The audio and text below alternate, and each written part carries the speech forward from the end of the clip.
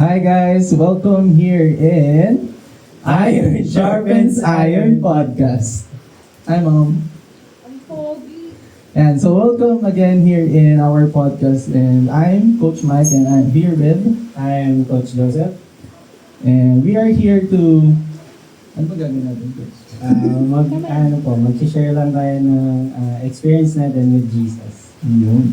So we're gonna use the Word of God, and alongside with it is our past experiences kung paano ba namin ito nalagpasan, paano ba namin ito na-experience, no? And through Jesus and through the power of the Holy Spirit is we have overcome.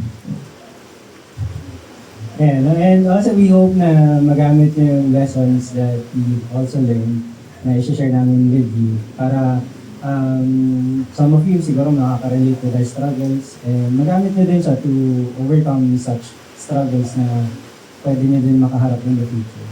Ayan. So, ito nga palang aming pangalan ng podcast is Iron Sharpens Iron was nakuha natin no, sa verse in the Bible wherein So Proverbs 27 verse 7-10, which it says that iron sharpens iron. So that's one man sharpens another. Ayan. So bilang alam mo naman kami ni Coach Joseph is actually matagal na yung pinagsamahan namin ni Coach Joseph. So it's been years, no? Since mga bata pa kami, and God has been using no our friendship, no, our relationship to glorify the Lord. Tama ba? Amen. Ayan, so sige, hindi na natin papatagalin. Simulan natin yung ating first episode for today. So for sure, no, we want to start with introducing ourselves, no, mas makilala niyo pa kami, no. And sige, let's start off. Siguro yung tanong na, a brief background, no, kung sino ka, no, and ano ba yung, paano ka lumaki, no? Ano ba yung naging college life mo siguro, or nag-work ka ba, and anong mga hobbies mo, no? So anything about yourself, sige, simulan mo Coach Joseph. Ayan. So, ako po si Coach Joseph. No? So, Tinunod ako sa sige naman nakakasasilang. Ayan. So, yun po. Isa akong, or nakatapos ako ng BS Applied Mathematics. Wow. So, sa KABSU in lang. Ayan. So, ayan. So, just like any parang normal college student na nung nag-college yun, medyo parang pasway-sway sometimes.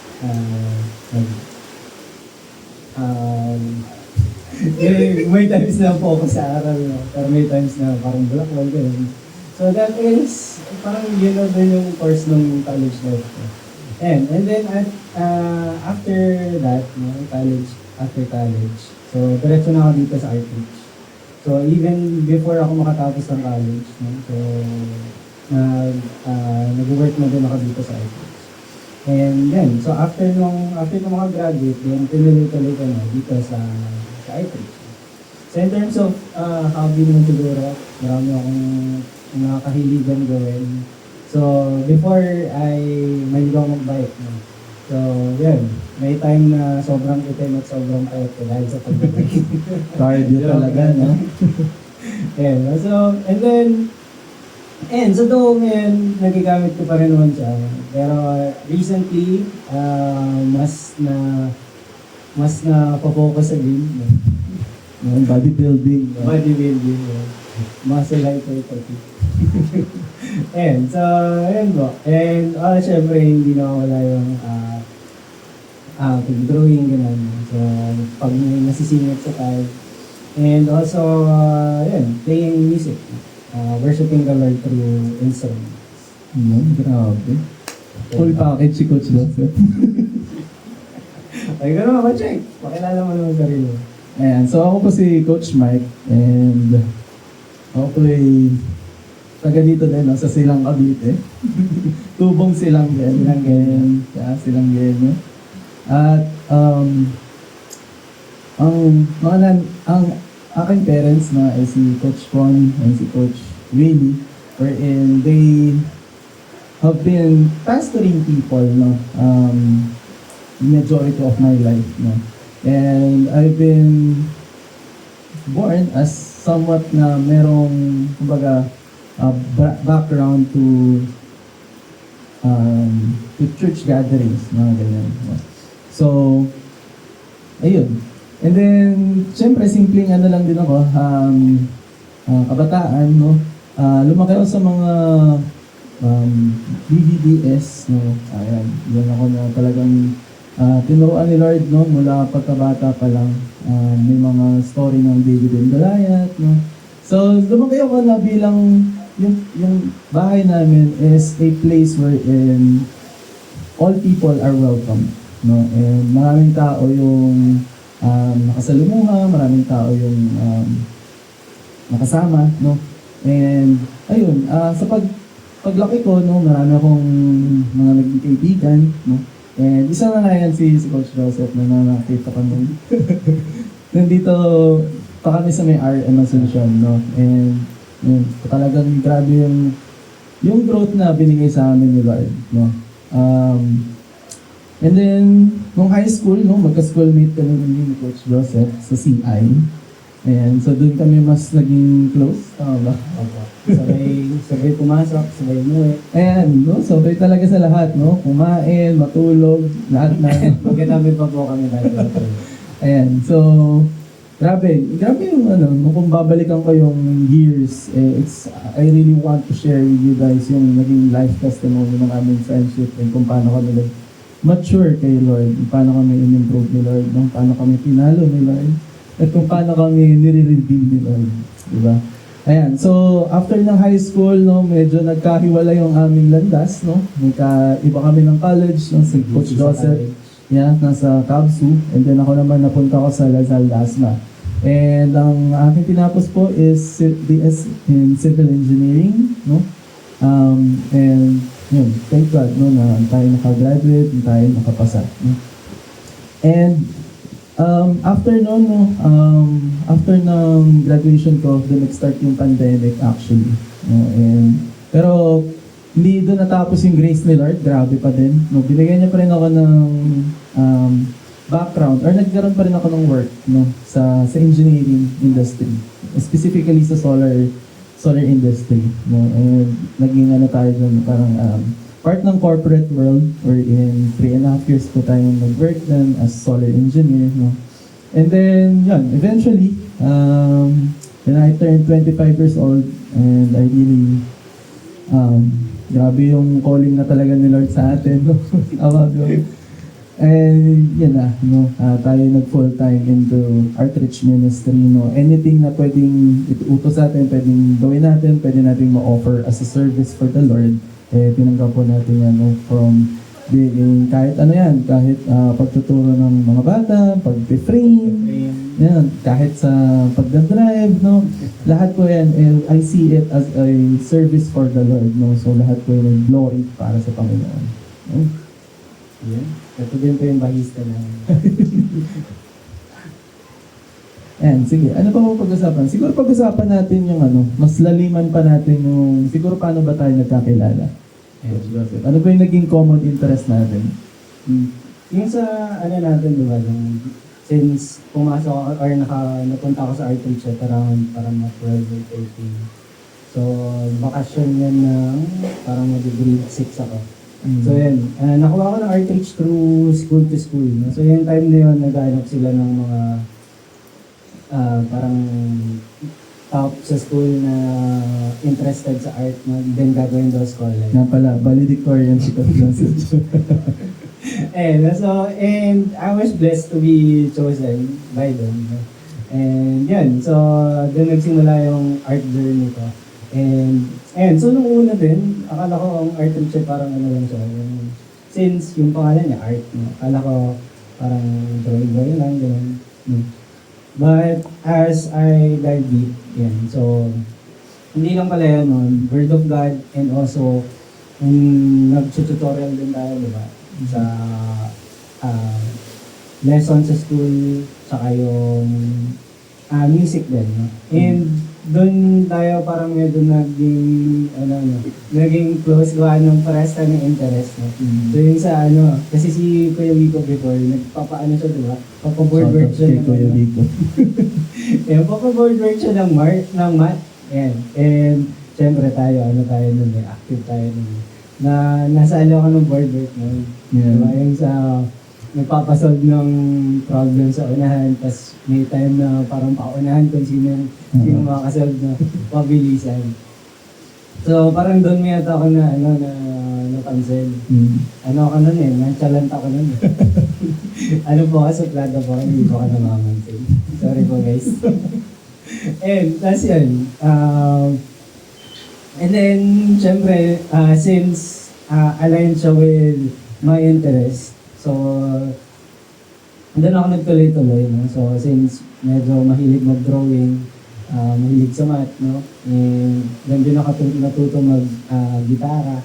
So, nagtuloy-tuloy yung pagpunta ko sa Artreach. To the point na meron isang time na parang paalis tayo ng RM Asuncion. So, so from that place, lilipat tayo to another. And si Mama Connie, humingi siya ng parang tulong na naglipat. No? So since nung time na yun, na tayo, parang madalas na yung pag-attend natin sa Outreach. Parang binibigyan na nila ako ng parang konting responsibilities to also, binibigyan nila ako ng opportunity to volunteer din. So that is one of those. No? At saka pala nung time na yun, part na ako ng yung art scholars, di ba pre? So, we are blessed na makapag-aral sa CI. Tulad ng nabanggit ni Coach May kanina, diba? Swimming school kami. So, pinagpaala tayo ni Lord makapag-aral sa CI through the help of art teaching. So, naging mga art scholars kami alongside 15. So, bali 15 kami na. And dalawa kami ni Coach May dun sa group niya. And so, yan. So, since part ako ng art scholars, they gave us opportunities para mag-volunteer. Para, gamitin din yung buhay mo, yung time mo para kay Lord. And yan, so, dun siya nagsimula so yung unang paalam ko rin kay Mami, sabi ko, kay Mami tsaka kay Daddy na sabi ko, doon muna ako titira kala Coach Connie, kala Mama Connie, or Teacher Connie, pareho na akong tawag sa kanila. Kay Teacher Connie, na kasi kailangan nila ng tulong na mag-ayos ng gamit kasi bago lipat niya. So, what was once a 1 week na paalam, nag-extend, sabi ko, Mami, iyan mo na ako another week pa kasi hindi pa naayos. Tapos hanggang sa nagtuloy-tuloy siya, weeks turned into months and then umabot siya na taon na. So, in that period of time, so syempre, nandun si Coach Mike na anak ni Teacher Connie. So, dun mas na-build yung bond between us. So, sabay pumasok, no? May time pa na parang nagigisingan tayo, pagpapasok na, no? Pahirapan lumising. Minsan, halos late na tayo. Pero naglalakad talaga tayo. From bahay hanggang school. Grabe yun. Papunta, tsaka pauwi. Tapos pauwi, sabay din yung no? Tapos natatandaan ka din doon yung weekly na Bible study natin with Coach Chloe. Si Ate Chloe kasi talaga yung sa atin, parang nag-shepherd sa atin 15. Bukod kay Coach Connie na nandun to give us advice or to teach to us, si Coach Chloe talaga yung tumaga sa atin na Shoutout po kay Coach Chloe. so, kahit sa kakulitan natin, ilang beses man tayo nadapa, ilang beses tayo nagtampuhan, siya yung pumapagit na para magkaano. Yes, God talaga sa balik ko. So yun, doon na-build yung friendship namin, brotherhood with Coach Mike na magkasama sa bahay, sabay pumasok sa school. Tapos may times pa na, ang dami nating sports na tinry, di ba? Saan ba tayo nagsimula? Simula tayo parang chess. Sa chess. Oo Ayan. nga, sa chess. Naalala ko yun. Parang meron pa tayong tali kung ilan yung napanalo ko sa'yo. Kasi hindi mo na binibilang yung panalo mo sa akin kasi sobrang dami. Grabe lang. Parang yung panalo ka na lang yung nabibilang kasi bihira lang siya. Tapos meron pa isang time na ang tawag dito, yung parang nakalamang ako sa'yo na sobrang celebrate ko na pasigaw talaga. Ah. So yun, no? Grabe yung naging same interesan sa chess. No? Yun yung simula, no? After math, nag-chess. And then Chess. after nun, Tapos siguro na, table tennis ba tayo? Konti lang, no? Saan pa? tanda ko yung table tennis natin na yung dalawang mahabang table na pinagdidikit. Oo, gawa lang na ni Coach Willie, no? Tapos yung net natin nun, meron din yung yung Platform. Parang ano, tabla lang. Oo, tabla yun. Hindi siya net talaga. Mahogany yata yun na pinutol na gano'n. Basta nung maraming, kasi diba doon sa Halo maraming tao yun. Kaya hindi din ginamit natin yun. And parang makeshift na table tennis. Meron din sa running nata, no? Ayun, konting running. Something jogging, no? Running. Ano pa? Siguro yung bike. By Bike na recently bike. lang naman. Oh, recently. Basketball muna. Oh, nag-basketball tayo kahit di tayo pareho marunong, no? Nag-1v1 ka rin kahit ano. Tapos lagi natin inaagahan, parang alas 5 yata tayo. Para hindi tayo, ano kasi tayo, introvert tayo, no? So ayaw nating makasagabal sa ibang maglalaro. Gusto natin tayo ng dalawa, no? Parang magkaroon ng freedom, no? Practice. Kasi parehas nga kami hindi marunong, lalo na ako marunong mag-dribble eh. Ayun, so, kasi yan, recently, bike, no, ayun, parang yun yung pagkabalik ko eh. Okay. Nakakahiligan din na mag-bike. Paborito namin ruta yung sa Palapala. Sa Palapala, tsaka yung Jollibee sa Palapala. Shout out pa sa Jollibee sa Lagi namin kinakainan. So, akala mo healthy yung ginagawa namin, no? Nagbabike ka para mag-fast food. exercise. Tapos kakain sa Jollibee. Ayan. Ano pa ba? And then ngayon, yan, so gym. No, napunta na kami sa gym. Yan. Flex na lang. Ikaw lang. Joke lang. So yun, through those years, yun, so, and syempre, parehas kami tinawag ni Lord to shepherd His people. And yun, so, punta tayo dun sa goal again nitong podcast na ito.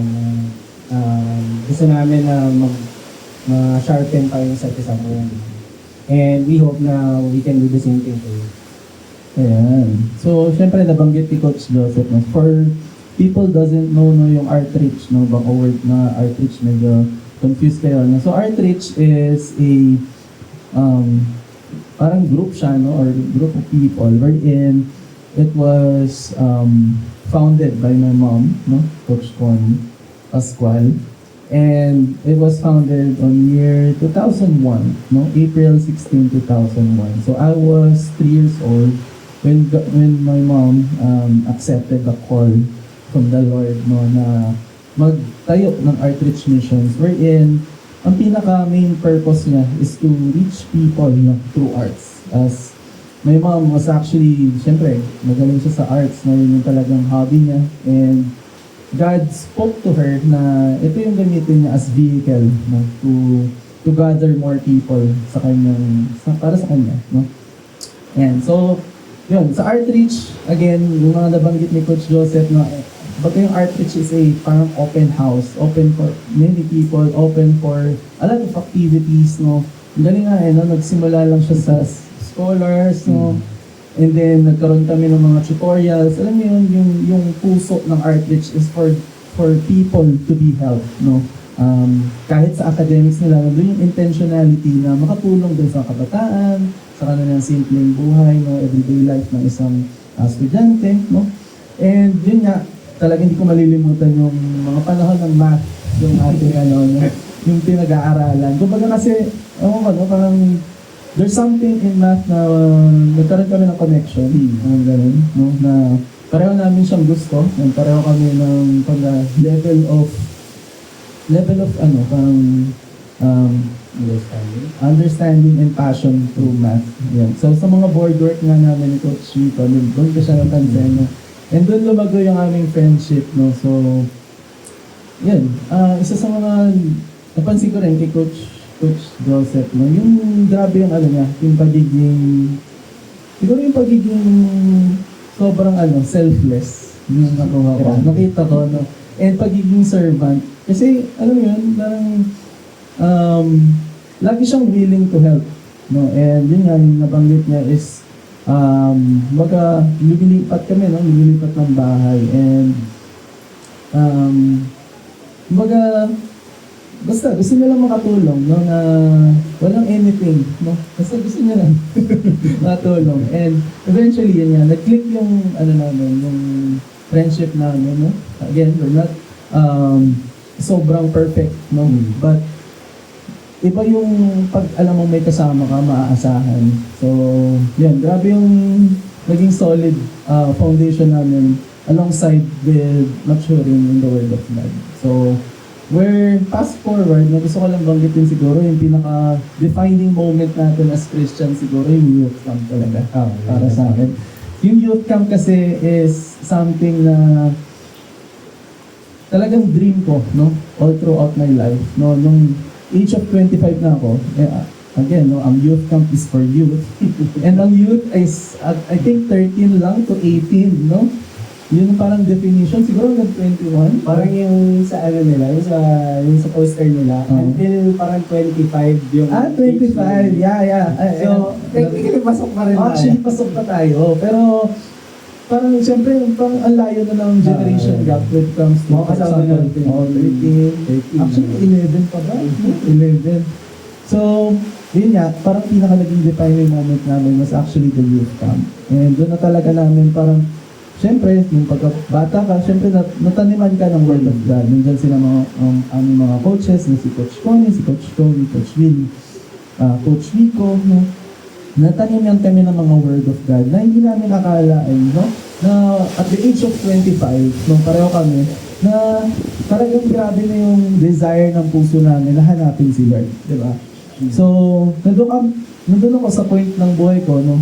Pareho kami, na gusto namin mas mag-alap pa kay Lord, magkaroon pa ng mas intimate relationship with the Lord. And nung panahon na yun, doon talaga ako, habang nasa work pa ako in corporate, hinahanap ko talaga si Lord. And desperately seeking the Lord. And nakita ko nga yung poster ng youth camp na yun. And grabe, through shoutout po, no, sa His Life City Church, no, His Life Wildfire through Pastor Ru. And nag-message ako sa kanya out of nowhere lang, no. Kasi dati na nakita ko na siya mag-preach and I believe talaga he is a man of God, no, with anointing and power, and he can really move people, no, through the anointing of God. So yun, so pumasok kami sa youth camp, no. So in-invite ko sila. Actually siya yung una ko in-invite. Sabi ko, pre, youth camp tayo, tara. No? And grabe yung naging sagot ni Coach Joseph noon. Kasi ang sabi niya, parang umagri ka agad, no? Sige, G agad, no? And kahit, alam mo yun, hindi naman kami sobrang financially, pricey. Medyo pricey yung youth camp. Parang worth, sabihin ba natin? 4K. 4K. Wala pa yung, syempre, yung yung transpo. Yan. So, ayun, yun yung parang isa sa mga talagang mas nagpa-solid pa siguro sa amin, sa walk namin through God. Na through that youth camp, kaming dalawa lang yung lalaki doon. And kasama namin sila Coach Chloe, yan. Na kami, parang naiwan kami sa every session, no, na kami yung magkasama, kami yung Pagkukuha ng get your partner. Yan.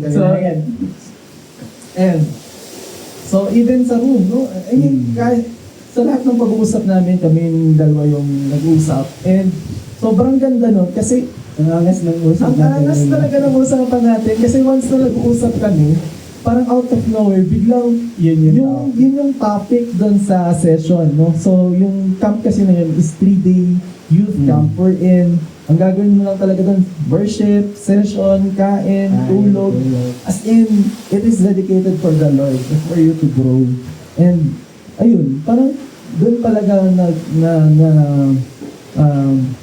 na-conclude namin, no, na we want talaga to answer to the call of the Lord. Na doon namin naalala ko pa talaga yung prayer natin noon. Habang nasa kami, no, habang nagpe-pray yung pastor, no, habang talagang umiiyak na lahat, habang lahat nagpe-pray. Grabe yung naging prayer natin noon, pre, no. It's about standing, no, as a man of God, standing as somewhat maging leader dito sa lugar natin, maging blessing tayo dito sa kahit simpleng lugar lang natin dito sa Silang, no, na magkaroon tayo ng mga magde-disciple, mag-share ng Word of God in simple ways, no, hindi pa sobrang grand, pero nandun na yung parang gusto mo magpagamit kay Lord, no? Gusto mo maging glory to para kay Lord. So, yun nga, no, after ng youth camp na yun, grabe, doon ako talaga na-move and I decided to resign. I decided to resign from my corporate job and to be full-time dito sa Outreach. And ayan, so fast forward ngayon, 2 years na tayo sa ministry, tama ba? Amen. Amen, no? And unti-unti, grabe, sobrang patient sa atin ni Lord, and unti-unti na tayo ini-improve, unti-unti meron tayo mga na-overcome ng mga problema, and mas lalo na pa tayong pinupuro, no? And yun, glory to God talaga. Ano pang next question natin, Dad? Siguro since nabanggit na natin yung about sa parang experience natin with the Lord, kwento na din natin siguro kung paano tayo sinave the Lord. So, paano ba tayo, or ano yung estado ng buhay natin ng time na? Ayan, sobrang ganda niya, no? Siguro sa lahat talaga ng naging Christian, no, lahat ng talagang na-encounter mo si Lord, ito yung pinaka hindi mo malilimutang moment ng buhay. Isa sa mga ano yun, diba? Parang one of your defining moments Yeah. sa paglilig ka sa inyo. Ayan, ito talaga yung life testimony ko na sa buong buhay ko, ito yung ikukwento ko, no, sa mga tao na kung gaano kabuti sila sa buhay ko. Siguro simulan ko muna. Siguro sa akin yung sa corporate job, no. For me kasi, I thought nung gumraduate ako, it's all about accolades, it's all about achievements na kailangan ko ma-attain. For me, kailangan siguro mas, yung gusto ko talaga magkaroon ng, yung parang maabot mo yung mga pangarap mo. Actually, hindi naman siya mali, no? Pero tingin ko parang there's something in me na kinorek si Lord, no, sa aking motive through working, no, na ang tingin ko sa buhay is something na kailangan ko lang magtrabaho, kailangan ko lang yumaman, kailangan ko lang siguro in the future magka-family, no, and gano'n na siya. Gano'n siyang parang pattern in this world. And nung mga panahon na yun, no, nagulat ako na sa corporate world, ano siya, it is not the way I expected it to be. No, it's parang mas mahirap siya compared sa inaakala ko. So, there's part of me na, kasi may mga iba-iba tayong talagang tao, no? Iba-iba talaga yung gift na binigay sa atin na. Siguro may mga tao talaga for corporate, and I do vouch you for that, I do consider you for that. And for me, parang doon ako nag-struggle when it comes to corporate job na hindi ko siya kinaya wherein parang naging routine yung buhay ko, no? Napaulit-ulit siya. And doon ako nagkaroon ng empty void sa puso ko wherein, teka, Lord, you have created me after your own image. You have created me for a purpose. And I feel like my daily life was something na I was in a hole, or parang a rabbit hole, na parang paulit-ulit siya. No? Parang susweldo, gagastusin mo yung sweldo, mauubos, and then tatrabaho ka ulit, then susweldo, and then mauubos ulit. Na parang, I don't see myself doing it for the rest of my life. No? Again, there are people na called for that. No? Again, there are people na can be a blessing to their corporate company. No? Pero for me siguro, yung kung paano ako tinawag ni Lord, kung paano talaga ako sinunod ni Lord is, I really desire His very presence. I really desire to do His will sa buhay ko. Gusto ko yung lahat ng gagawin ko, every moment and every step of my way siguro, is talagang yun yung pinlano niya para sa akin. And I do want to disciple people. I want to be full-time in sharing the gospel. Kumbaga grabe yung transformation na binigay sa akin ng Lord through the gospel eh. And kung paano niya binigay yung grace niya sa akin, even I'm not worthy. I am a sinful man, I am a lot of weaknesses, and yet He gave me grace na sinabi niyang mahal niya ako, and He redeemed me through the blood of Jesus. And yun, ganun niya ako sinave, no? At the point of, I was in a hole or rabbit hole na tingin ko wala nang escape, and yet He gave me an escape, and He gave me a life that is full. Yun. Sige. So, sige naman, Coach Joseph, paano ka na-save ni Lord? And ano nga yung point ng buhay mo na yun? Medyo mahaba-habang kwento yun na. Nobela po ito, guys. Siguro simulan natin doon sa since banggit ko kanina na nagsimula ka sa outreach ng around 13 years old. So, supposedly, kung nagtuloy-tuloy ako hanggang ngayon, ng mga 12 years, gano'n. Or more than 12. So, pero yun, hindi siya consistent. So, parang may ilang years na tuloy-tuloy, tapos nag-time ng a month or two, bumalik, tapos nawala ulit, tapos bumalik, no? Parang, siya, pawala-wala. Mm-hmm. And, ayun, so, umabot siya sa point na around mga 3 years akong nawala. So, and in that span of 3 years, yun yung time ng college. So, parang medyo na-busy sa college. Kumbaga. Ba't nga ba na-busy? Actually, mahirap naman kasi talaga yung college, no? So, sa lahat ng mga college student yan, alam niyo yung napagdaanan natin. Yung madaming project, May mga hindi ka natutulog na gabi para mag-review, gumawa ng something. tsaka yung travel mo din, no? Ang layo din ng... Isa din yun. So within that span of 3 years, hindi lang siya basta sa outreach ako napalaya eh. So since I've met the Lord nung napunta ako sa outreach, na taniman ng gospel. And yun, so I thought na parang natanggap ko na si Lord, binago na niya ako, parang gano'n, no?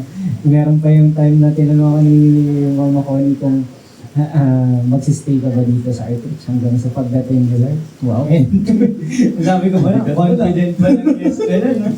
Tapos biglang, nasubok. Doon talaga makikita, no? I-reveal talaga ni Lord yung laman ng puso mo.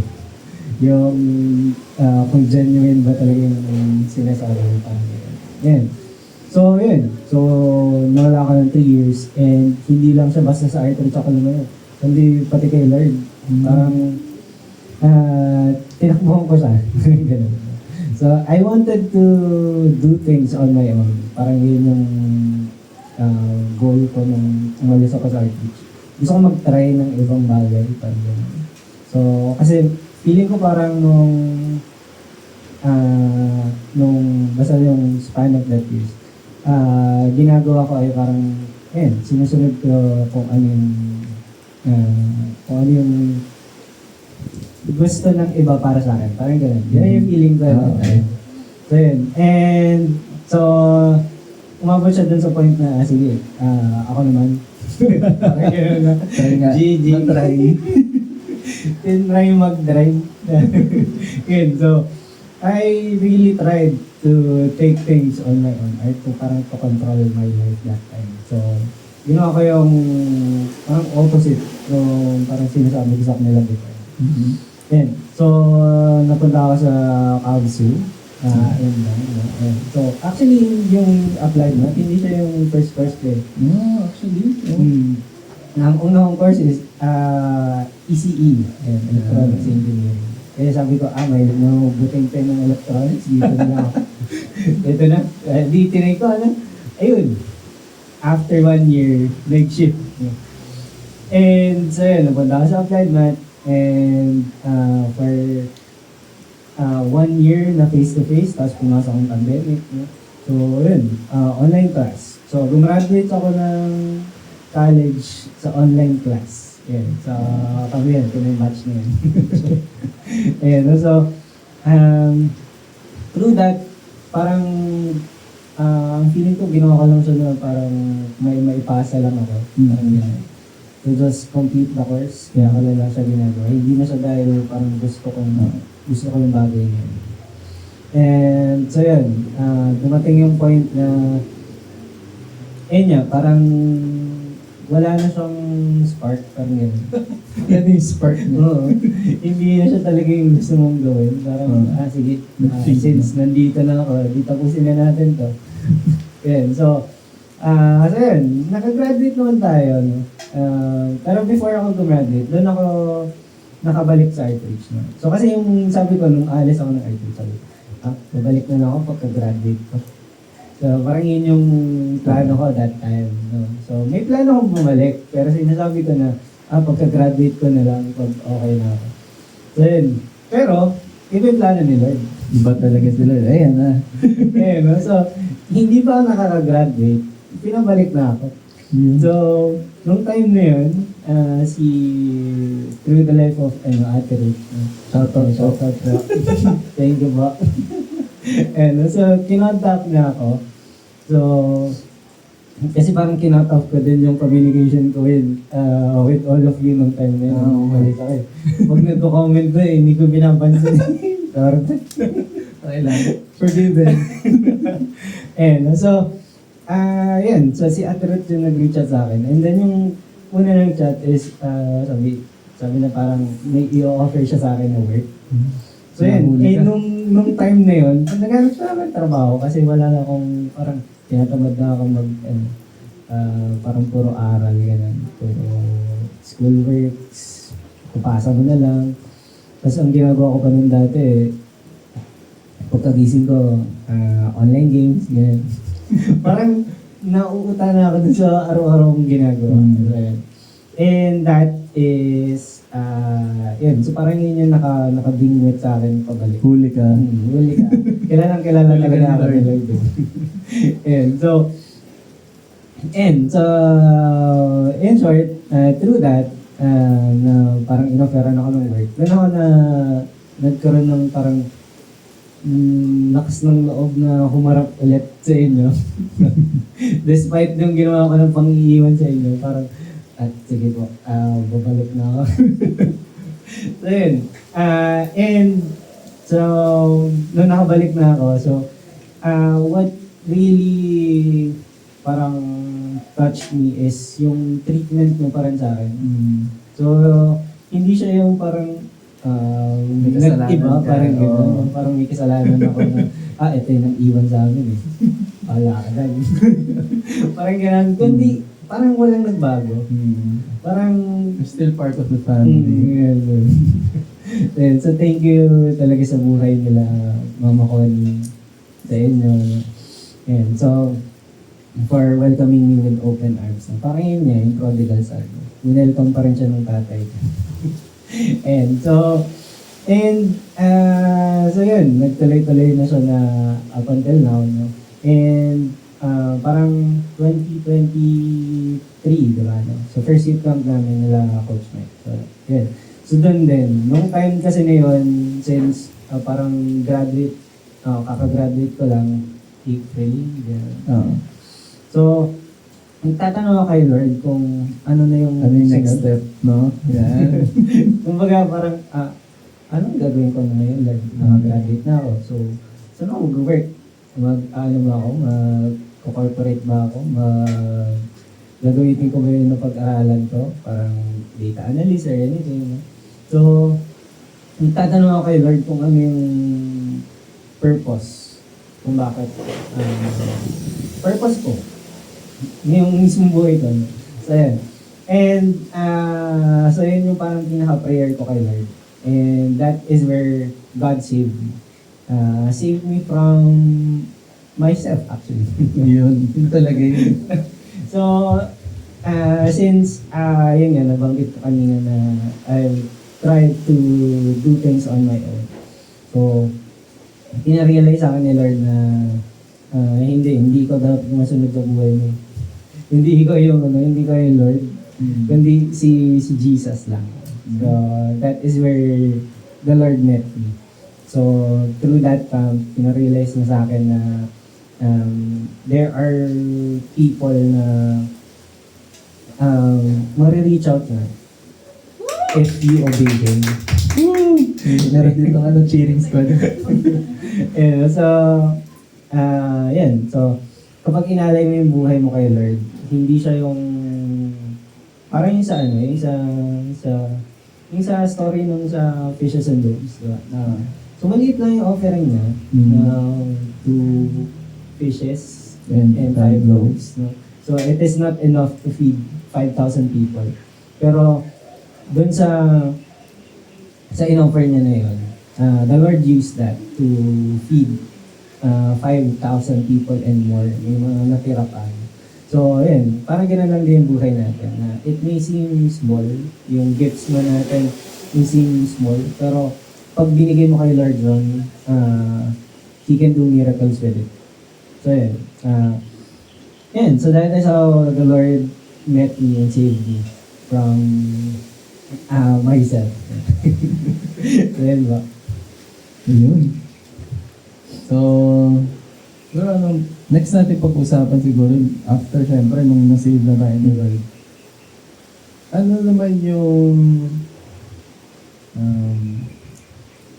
parang pinaka naging identity natin kay Lord? Our identity in Christ. Ayun. Siguro sa akin, ang pinaka na talaga is, I am a sheep. So, tupa na talaga ako ng Lord eh. Kasi yung tupa, di ba wala siyang sense of direction? Parang madalas siyang naliligaw. And if I were to look back dun sa buhay ko, ilang beses ako naligaw. No? So, may time na, di ba, yan. Nakakilala na tayo kay Lord at the age of 13, gano'n, mataniman na tayo. Pero even if ganun mo siya nakilala, may times pa rin na parang maliligaw ka ulit.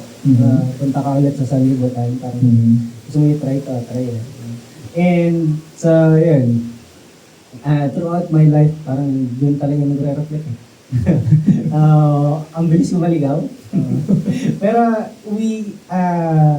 no? So, thankful talaga ako kay Lord na He is our shepherd. Na sinatsagaan na tayo. The good shepherd who laid down His life for us. Na sinatsagaan na tayo despite our matitigas na ulo. Patuloy na din tayong pinapalambutan. Patuloy na tayong hinahumble down through saving us each and every time that we fail, each and every time that we wander, each and every time na naliligaw tayo. Hindi na tayo sinusukuan. And now that we are in His presence, no? So, yun na talaga yung dapat natin ng iset na parang pinaka-identity natin. No? We are His children. And His children is sila yung nagdadwell sa presensya ng Lord. So, yun. Grabe, ganda na. Your identity in Christ is as a sheep, no? And as a child of God. Wow. Siguro sa akin, pero parang ang pinaka nag-reflect sa akin, no, bilang name ko po is Michael Angel, no? Somehow, yun din na naging calling sa akin ni Lord, no? To be a warrior. Yeah. Yan. So, bakbakan talaga, guys, no? So, marami tayong battle na talagang kinakaharap every day, no? Since the day we was born, no? Marami talagang struggles, no? Marami tayong mga kailangang kaharapin, no? Ng mga problema. And God allowed it, no? And siguro yung pinaka-gusto kong i-share dito is that as warriors, no, of God, we have to always, as in always, to wear the full armor of God, no? So kung mababasa natin sa Ephesians 6, no? Armor of God, it was explained by Apostle Paul, no? It was something na spiritual, no? At the same time, kailangan natin siyang ma-apply sa buhay natin. So for example, no, as a warrior of God, kailangan meron tayong belt of truth, no? And kailangan, ibig sabihin nun, kailangan yung ating buhay naka-anchor talaga sa katotohanan. And ang tanging katotohanan ay si Jesus, no? And the Bible itself, no? The Word of God. So, every day, no, ang natutunan ko sa buhay ko talaga is that we should always anchor ourselves. Kailangan yung foundation natin is kay Jesus. No? Malalim talaga yung foundation natin. Katulad nung sa parable, tama ba? Isang wise and a fool. No, kailangan yung kailangan yung ating foundation is nasa rock. And paano siya magiging nasa rock? Kailangan natin is maging obedient sa Word of God. No? So kung hindi tayo magiging obedient, we're just gonna be hearers of the Word. No, para tayo nasa sand. No, kapag nagkaroon ng trials, doon tayo duguho, no? Magkakaroon ng mga disasters or destruction. And after ng belt of truth, yung breastplate of righteousness, no, kailangan natin siya laging isuot. No? Yun yung sinasabi natin ni Lord na kailangan protektahan natin yung ating puso. No? Guard our heart. No? Kasi sobrang daling ma-persuade ng ating puso. No? Pwede siyang na-impluensyahan ng mundo, no? Kapag hindi tayo naging maingat. So we have to always wear the breastplate of righteousness wherein matatagpuan lang natin kay Jesus, no? So hindi tayo kaya maging righteous with our own works, with our own deeds, no? It is only by believing, no, in the righteousness of Jesus, no? So nung namatay siya si Jesus sa cross, no? Hindi niya lang basta pinatawad yung kasalanan natin, no? Binigay niya rin sa atin yung righteousness niya. So that kapag tinignan tayo ni God the Father, no, we are right in His eyes, no? So, ayun, grabe, yung grace ni Jesus sa atin, grabe yung love na pina-experience niya sa akin, and everyday niya yung nire-remind sa akin. And then, yun, no, yung shoes of peace, no, na readiness. And thank God for this podcast, no, talagang hiling po tayo ni Lord na gawin na to, no, wala na tayong, meron pa tayong iniisip na pala, ito na yung buhay namin, no, ito na yung pinili namin buhay para kay Lord. And we want to always be ready to share the gospel. We want to be ma-shape pa, no? And talagang maging living testimony sa goodness ni Lord. So after ng shoes of readiness, meron din tayo dapat shield of faith, no? Kailangan yung ating faith talaga is talagang solid kay Lord, no? And hindi siya kayang matibag ng kahit anong doubt, no? Na meron sa isip natin, no? May mga i-insert kasi yung kalaban ng mga lies, no? Yung mga doubt. No, kailangan yung faith natin kay Lord is sa Kanya lang talaga.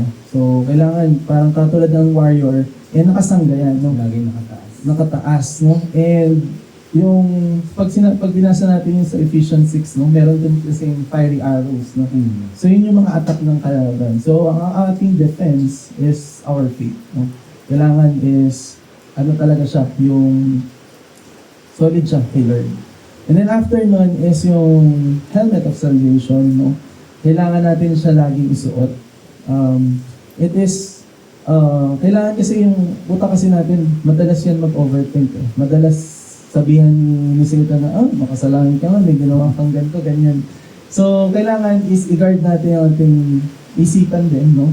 With a helmet of salvation, na kailangan yung salvation natin in Jesus is talagang naniniwala tayo doon, and hindi yun kayang mapasok ng kaaway. No?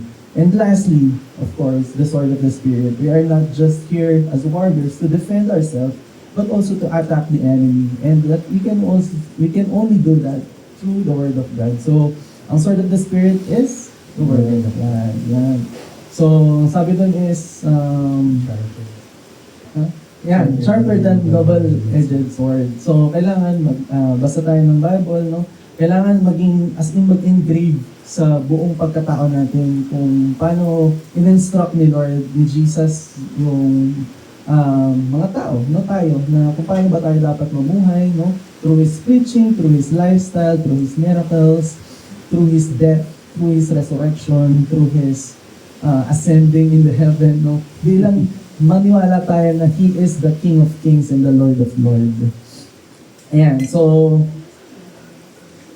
in conclusion, no, kung si Coach Joseph as a sheep and a child of God, no, siguro sa akin, ang sinasabi talaga ni Lord is, I need to raise up an army for the Lord. No? Na we are warriors, no? Hindi tayo pwedeng magpa-baby lagi, no? Hindi pwedeng laging gatas yung gagawin natin or iinumin natin na word, no? Kailangan din natin mag-mature, kailangan din natin lumaban, and we know na there are the enemy. And kailangan natin maging aware, maging alert, and we have to bantayan talaga yung isa't isa. So, yan, nakakatuwa na si Coach Joseph ay nandito, no, hindi lang kami basta friends, hindi lang basta yung relationship namin is as a brotherhood, but we also been accountability partners na, yun nga, katulad ng title namin, no? Iron sharpens iron. No? Meron akong natututunan sa kanya na nasa-shape ko, no? Na-rebuke, na-correct, na-train.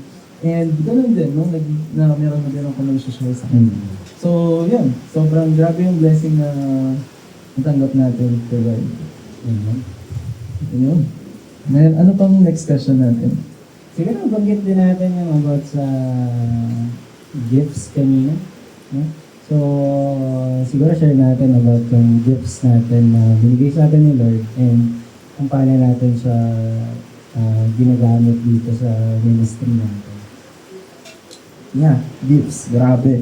I mean, it's one of the kagandahan, no? As we, kapag kasi in-accept na natin si Jesus, no? Nung tayo na born again na, ano, the Holy Spirit is in us. Upon salvation, it is sealed by the Holy Spirit, no? So, siya na yung nangungusap sa atin, no? Siya na yung nagko-convict sa atin. And apart from that, He also is the one who gives us gifts, no? So, meron gift of the Holy Spirit. And, nabanggit din niya ni Paul, no? Meron yung leadership, ano pa ba? Teaching, rebuking, showing mercy, encouraging. ayan. So, mga ganun no, bagay, no? And siguro, yan, para sa akin, no, ang pinaka naging gift sa akin ni Lord is through encouraging and through teaching. No? Siguro, ang pinaka strength na binigay sa akin ni Lord is one, I am having deep conversation with people na siguro one-on-ones, ganyan.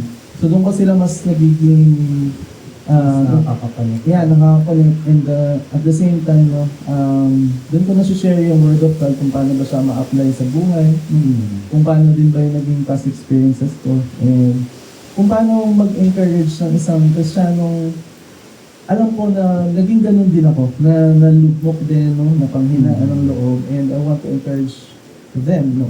And then, also the teaching. Grabe yung, kasi pag binasa mo yung Bible, guys, sobrang ma-amaze ka na, sobrang powerful na, sobrang yung interesting, and hindi siya boring. No? Sobrang, pag tinignan mo siya, hindi siya pwedeng maggawa lang basta ng tao out of nowhere na, sige, gawa ko ng book, tapos nakagawa ko ng Bible. Hindi eh. It's yung author niya talaga is God Himself, no? Ang author niya is the Holy Spirit, no? He just used people, no? Kung malalaman natin yung Bible kasi is created by 40 different people, no? 39 Jews and 1 Gentile. Tapos, through 1,500 years time gap, no? Tapos, through 3 continents, no? Asia, Europe, and even Africa. So, kung makikita natin yun, hindi ito kayang gawin ng tao. It cannot be created by just a one mind, no? Ito talaga is gawa to talaga ng Diyos, no? It's a powerful God na kayang gumawa nito. And kung titingnan natin yung prophecies pa lang, grabe yung consistency ng prophecy, consistency ng teaching, yung moral values, nandun na lahat, nakapulpak talaga. And isa sa mga talagang pinaka naging patotoo na the Bible is true is that yung mga prophecy doon sa Old Testament is na-fulfill lahat ni Jesus, no? So, more than 300 na, 300 plus prophecies is nagawa yun. And no one can do that. It's, kung math nga, no, kung pag-uusapan natin ng math, it's mathematically impossible. And ganun ako na hook, no? Ganun ako na, kumbaga, hinipo ni Lord through the Word of God na, wow, grabe yung kung gaano ka-glorious yung Word of God, kung gaano siyang full pack, ganun siyang kabusog na yun talaga yung kailangan ng tao. It is the only thing that could satisfy the soul of a person, you know.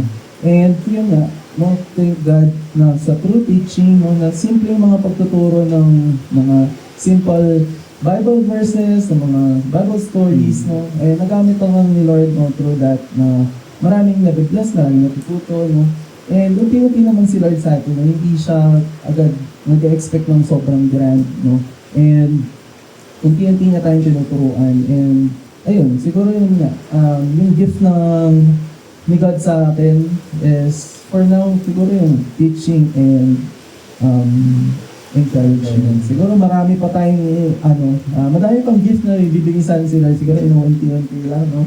Pero may progress siya, no? May process siya. So, yun sa akin. Kaya, Coach.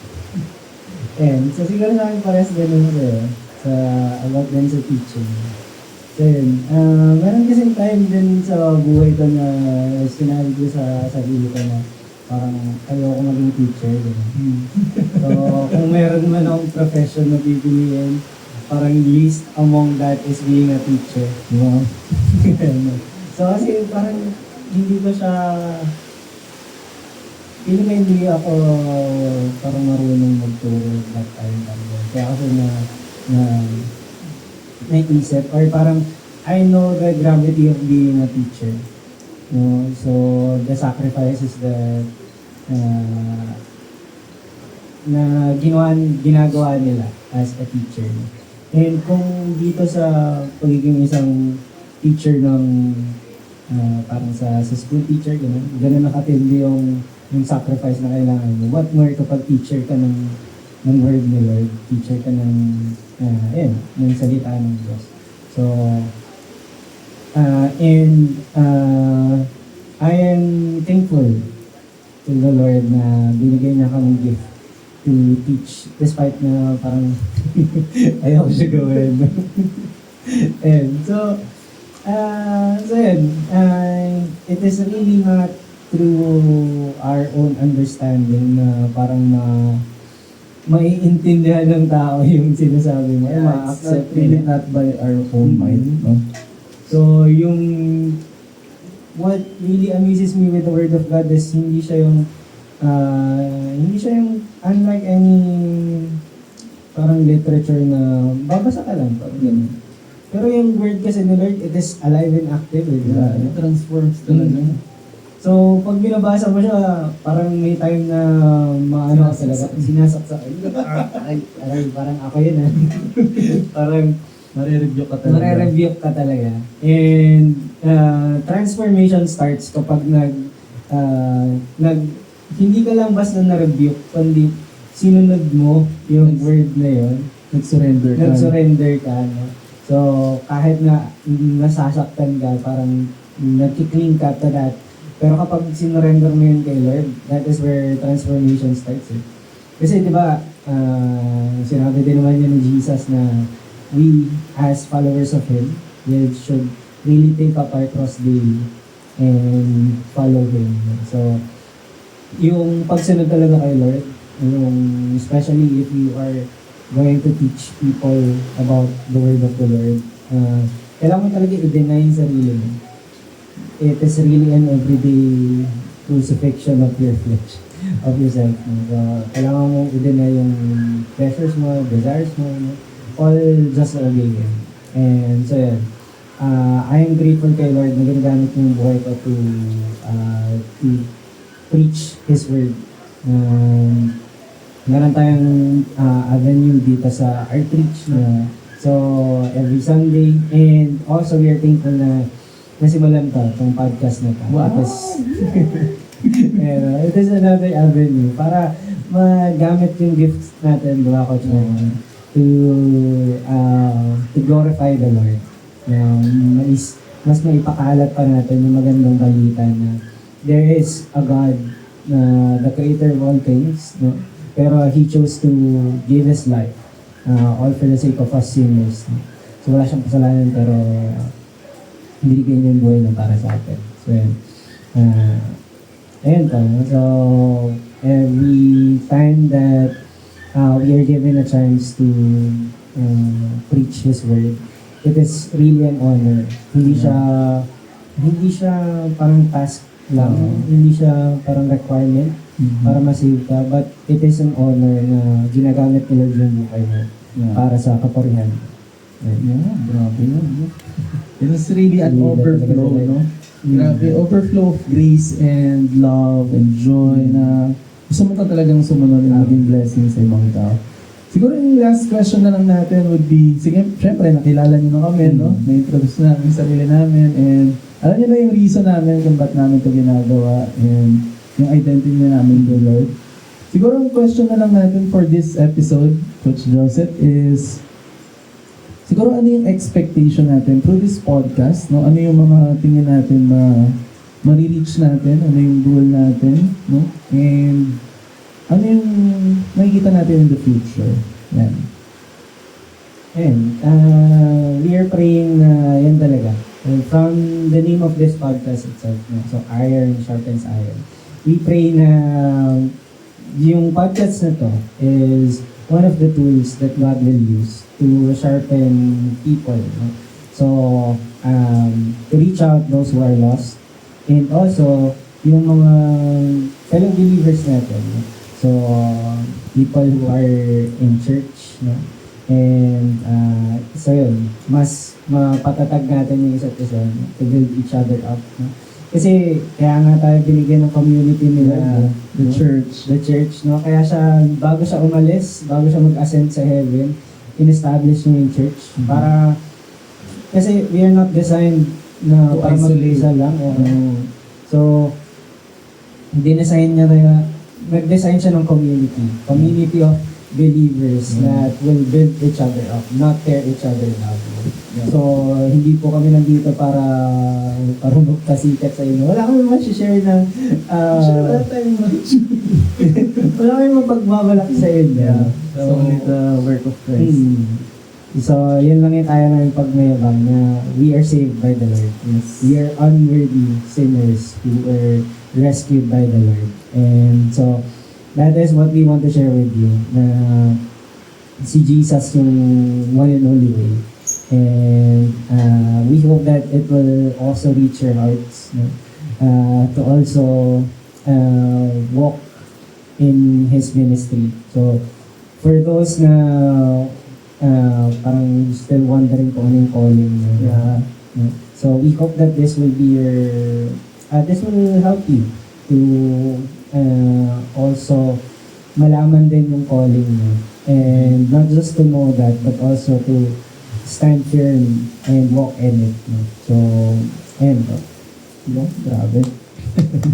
Siguro yung pinaka-ma-add ko na lang is would be, yan, it was a dream come true for me. Na magawa tong podcast, especially with you, Coach Joseph, no? And I can't imagine, na kung ano pa yung mga gagawin sa amin ni Lord. So, yeah, the goal was to share the word of God, number one. Yeah. To reach more people, no? Na simpleng, ganito lang, no? Simpleng usap lang.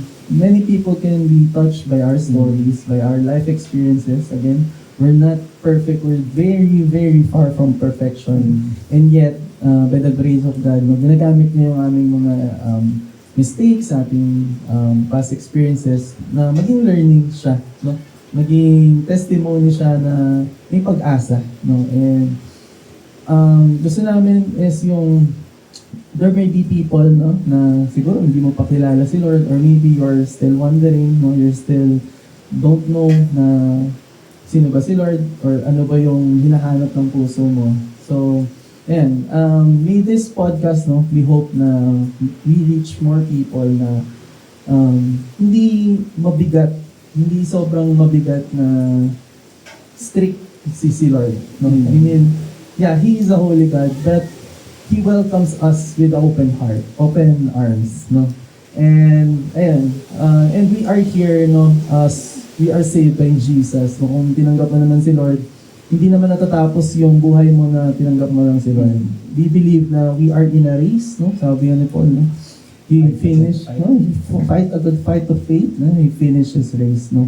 And yung the moment na na-save ka, no, or tinanggap mo si Jesus, that is the starting point ng ating race, no? Doon ka pala nag-sign up no, dito sa race ng ating buhay. Hindi ka And palang tatakbo. yeah, doon ka palang tatakbo. And sa takbuhin ito, no, marami tayong kakarating mga problema. And as yung title natin, no, iron sharpens iron, we were gonna be sharpened, no, every day, no, every moment of our life na through Jesus, through abiding in Him, no, no, mas lalo niya pa tayong i-improve, no, as Christians, lalo niya pa tayong patatatagin, lalo niya pa tayong pagmamaturin, and that was the goal. And that is the goal of our life, no, to have an intimate relationship with the Lord, at the same time maturing in the Lord, no, and ayun, no, siguro doon na lang muna natatapos yung ating first episode, no. Everything is a glory to God. Again, we are here, no, as saved by Jesus, na siya talaga yung mag-glorify dito sa ating podcast, and mas marami pang tao mag-bless and marami tao ma-reach, no, and continue supporting us. Continue, pwede kayong mag-like, And subscribe. mag-subscribe, mag-comment, no, kung ano pa yung mga gusto nyong pag-usapan natin, and ayan, And also share this to people na tingin nyo kailangan din or marinig itong message na ito. ayun, siguro, yun na. Thank you very much. Thank you guys. So, see you on our next episode. Bye-bye! Bye.